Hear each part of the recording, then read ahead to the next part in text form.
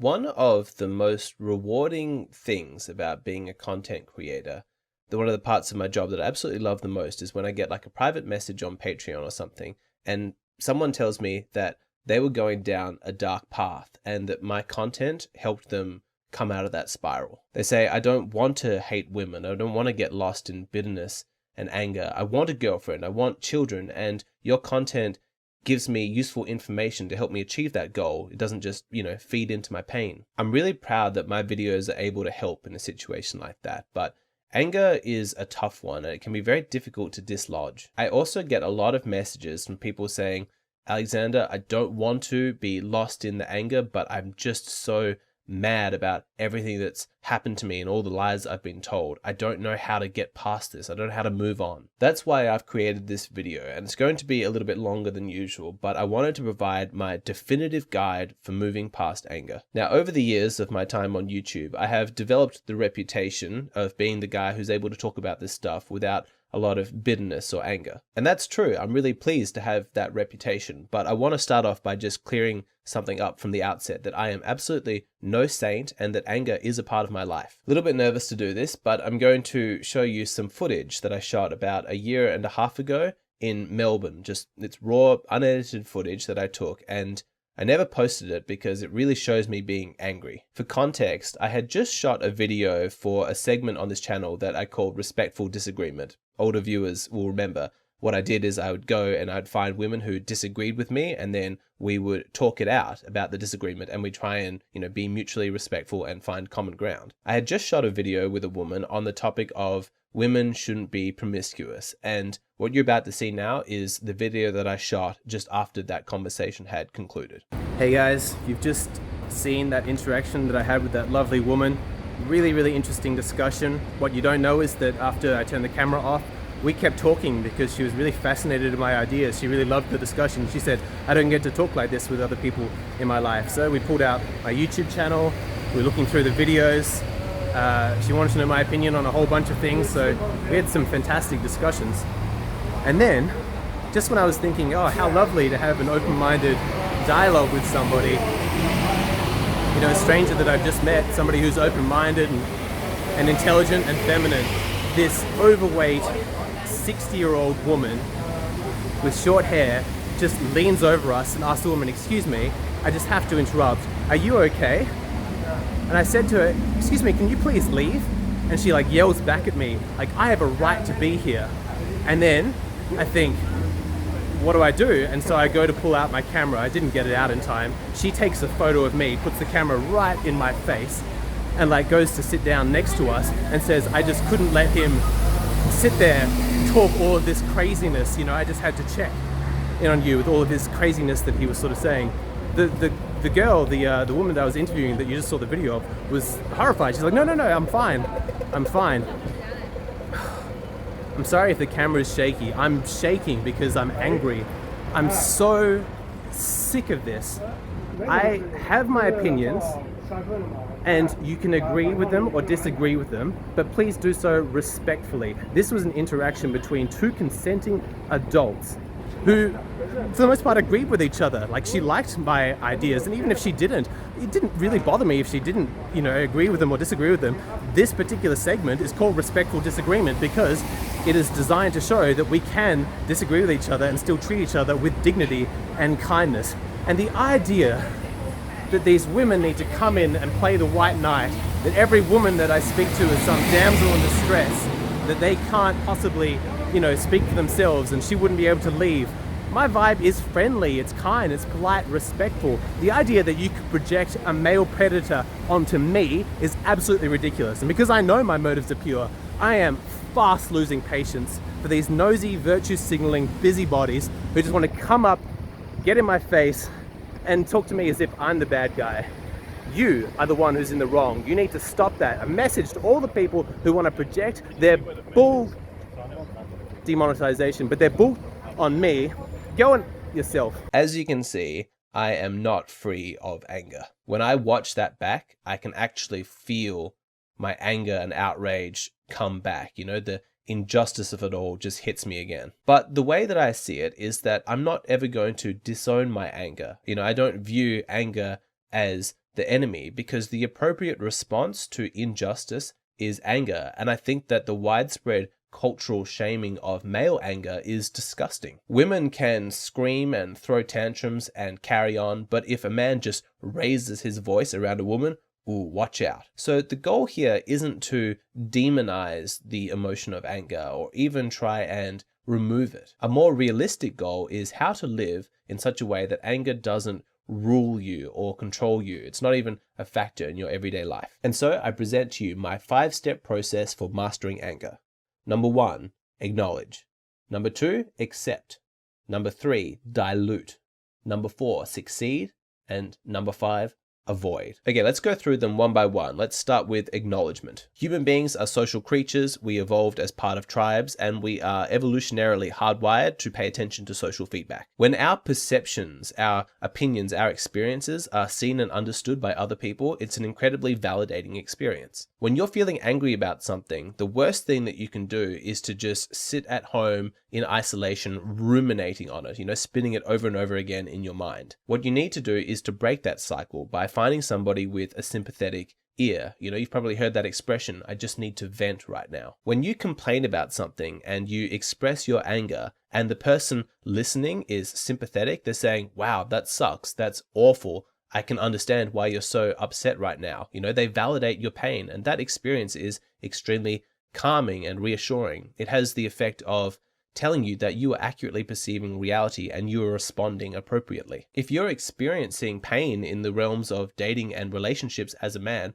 this is what you need. You need that pain to be acknowledged. But what sucks is that our mainstream society does not really give a voice to that kind of pain. There's not a lot of care or sympathy being directed towards men with regards to this issue. The theme of a man who's unable to get a date or unable to get a girlfriend or is being abused in his relationship or, was tormented by a toxic ex-girlfriend, that theme is very rarely explored in mainstream culture. But men need that. They are hungry for somebody to validate what they know to be true. And so they come to channels like this because I make it an explicit point of saying what you already know, that the dating market is heavily rigged against men, and it's brutal. In the dating market, women have the advantage and men have the disadvantage. That's obvious, but everyone pretends like it's the other way around, that men have all this privilege. Men are suffering because they feel like they're crazy because what everybody's telling them so obviously doesn't sync up with their lived experience. If men have been struggling in dating and relationships, they need that to be acknowledged. They need to know that they're not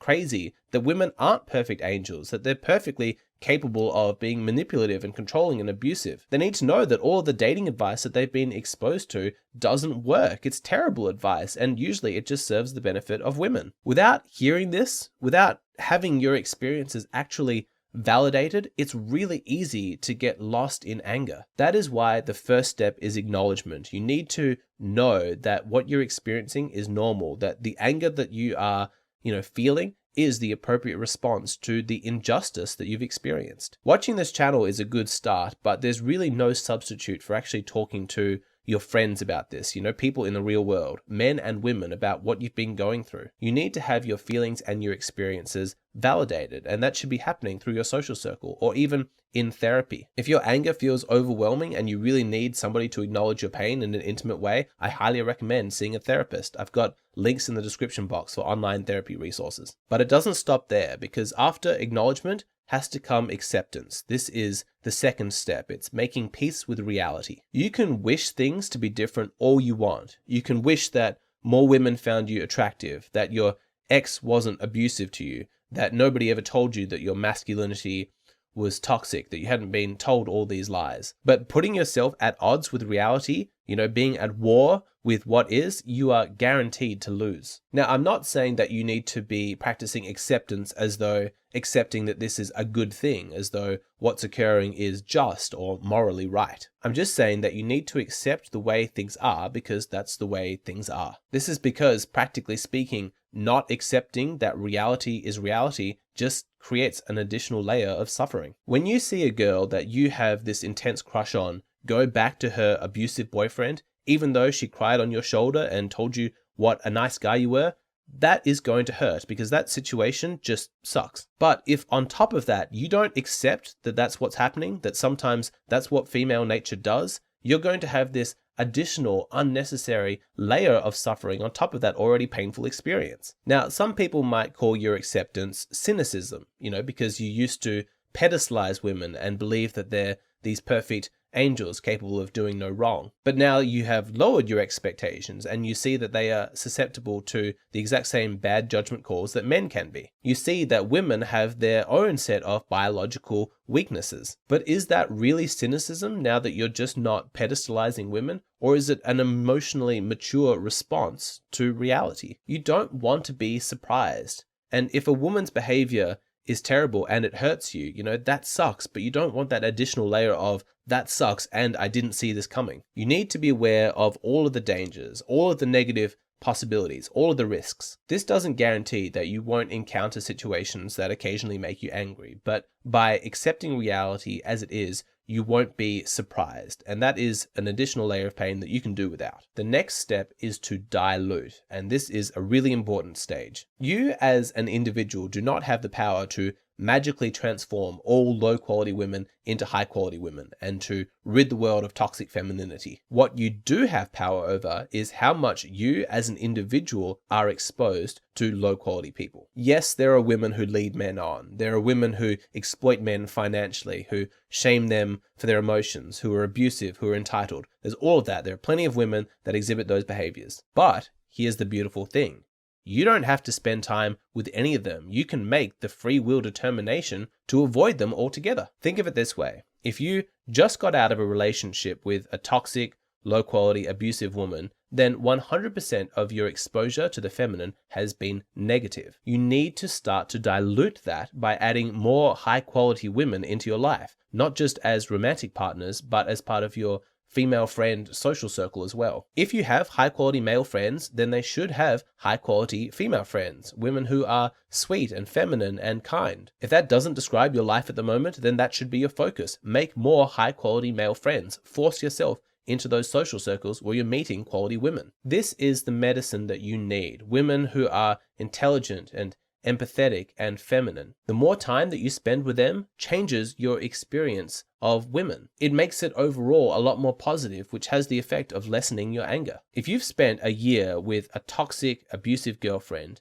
then 100% of your experience of that last year from the feminine has been negative. But if you spend a year avoiding her and women like her, and you only spend time with sweet, kind, high quality women, then it has the effect of diluting that initial experience. So at the end of that second year, the negative feminine has only made up 50% of your experience with women. And every year it dilutes more and more and more as you continue to refine your life and only spend time with high quality individuals. Which leads us to the next step, which is to succeed. When you're playing a board game, something like Monopoly, and you are losing, it's really easy to get angry and to be in a bad mood. But if you start having some success and you start winning the game, miraculously, your mood starts to improve. The same generally goes for life. Those who are losing are miserable, and those who are winning are happy. If you're angry about negative experiences that you've had in the past, getting rejected by women or being abused inside a relationship, that anger is likely to continue so long as you continue to suffer from those experiences. Imagine you ask a woman out and she very loudly rejects you and calls you a creep and embarrasses you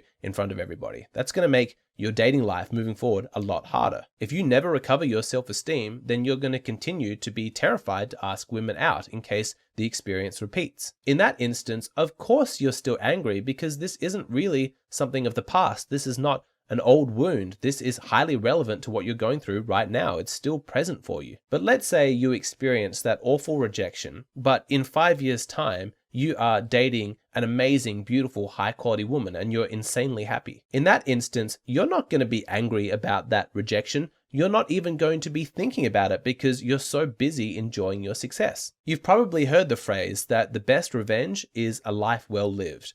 I 100% endorse that sentiment. A woman who is cruel and abusive, she wants to hurt you. And so the idea that her hurtful words from the past are still affecting you in the present moment, that's what she wants. You continue to ruminate over the terrible things that she's done. She still has that power over you. She's still succeeding in ruining your life. If you really want to get back at somebody who has hurt you, live your life in such a way that you don't even think about them. They are irrelevant because you're just so wrapped up in your current success. Do you see how I hate you or I'm angry with you is actually not as powerful as I don't even think about you? Shout out to Howard Rourke. Which brings us to the last step, avoid. This is very different from the dilute phase, which is mostly about cutting toxic people out of your life and replacing them with high quality people.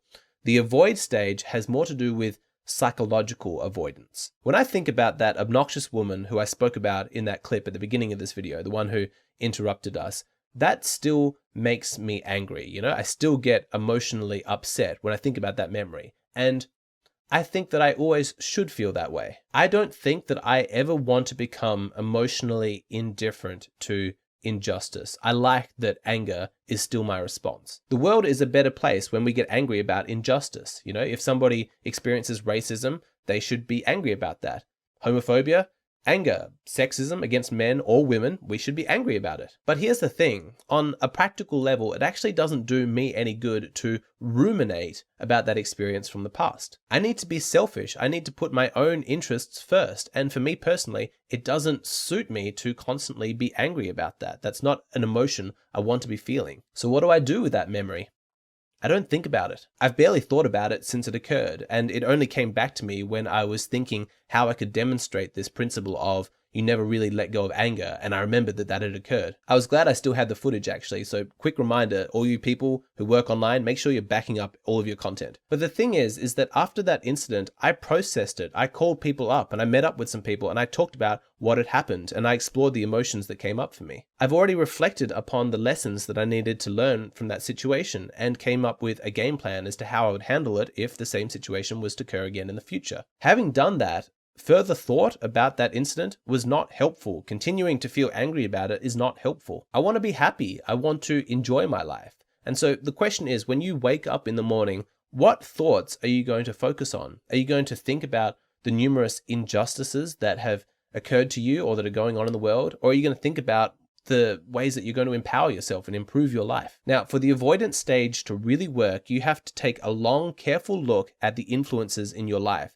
If you have a group of friends whose identity is primarily being victims and they just sit around complaining all the time, you need to be very careful about spending time with those people. You also need to be cautious about what content you consume online, because there is an entire industry that has sprung up about exploiting people's anger. Mostly it's political, you know, people like, look what those people have done, or look what the other side of politics is doing. It's just anger, anger, anger, generating more clicks. And the same thing goes in the topic of gender dynamics. There are plenty of channels that are absolutely methodical in their approach, you know, trying to keep you angry, keep you engaged, because, you know, that's good for their views, it's good for their content. I think of it like a doctor who, when somebody comes to them and they're feeling sick, they secretly give them poison so that they stay sick, and then they have to keep coming back to the doctor. Somebody once asked me, Alexander, are you concerned that if you give people all this good advice on, you know, how to improve themselves, how to get a girlfriend, that they'll eventually stop watching your content because they don't need it anymore? Definitely not, because if I'm a doctor who is providing a genuine cure, then that person is going to go tell 10 of their friends, hey, this doctor cured me, you should check him out, and there'll be heaps of business. So it's important to be wary of anger, because like any emotion, it has considerable amount of inertia to it. Once you get angry, you want to feel angrier, and you want to feel angry more often. Your brain becomes gradually conditioned to those chemicals associated with anger, and it begins to crave them more. It becomes dependent upon it. And so you start spending time with more negative friends or seeking out really, you know, angry content online. It becomes increasingly important for your sense of psychological balance that you keep feeding that emotion and getting those same brain chemicals. But at that point, you just start spiraling down. This is why the step to avoid is so essential. Yes, you may have been a victim in the past. Yes, horrible things are happening all the time, but that does not mean that you personally, as an individual, need to be focusing on it. Focus on something more positive, something more uplifting and empowering, something that's actually going to improve your life. So let's recap. Anger is a legitimate emotion, but on a practical level, you don't want to be feeling it every day. First, acknowledge the legitimacy of your grievance and seek validation of your pain. Then accept, embrace reality as it is. Then dilute. Fill your world with more high quality people, and so that your experience of the world is a more positive one. Then succeed. Become a winner so that you're not bitter and resentful just because you're losing. And finally, avoid. Don't focus on the injustices. Focus on the positives. If you do all of that, I think you have a really good chance of gaining mastery over your anger. Is it ethical to sleep with married women? How will the quarantine affect the dating market? And is it possible to have casual sex with a clean conscience? All of these topics and many more are available as exclusive videos on my Patreon page. For the bonus video today, I wanted to include the respectful disagreement segment that I referenced at the beginning. That way, if anybody's interested, they can see the full context of the conversation I was having with a woman before the older lady interrupted us. The topic is that women shouldn't be promiscuous, and the woman I'm speaking to asks lots of good questions. She certainly doesn't agree with me at the beginning, but I provide good answers, and we have a really interesting conversation. I never posted this video to YouTube because I had to blur her face and the audio wasn't fantastic. So what I did is I went back and I provided subtitles so that you can understand what she's saying.